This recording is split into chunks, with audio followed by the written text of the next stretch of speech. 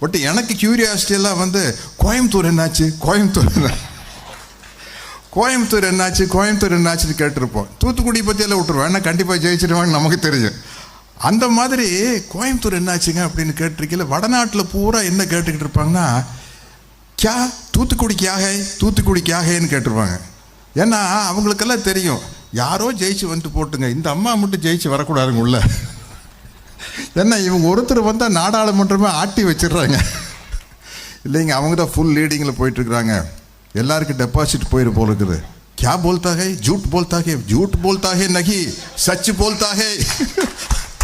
சச்சு போல்தாய்னா உண்மை. கொஞ்சம் ஹிந்தி படத்துல எல்லாம் நடிக்கிற கேட்டு தெரிஞ்சு வச்சுருக்கையா. ஏன்னா அந்த காலத்தில் ராஜேஷ்க்கு நான் நடித்த படம் ஒன்று நாங்கள் ஸ்டூடெண்ட் டேஸில், சச்சா ஜூட்டா அப்படின்ட்டு. அது சச்சானா உண்மை, ஜூட்டானா பொய். அதை வச்சு அந்த 2 வார்த்தை மட்டும் தெரியும். ஏன்னா அது மக்கள் தலைமை எம்ஜிஆர் நடித்த நினைத்திரை முடிப்பவனுடைய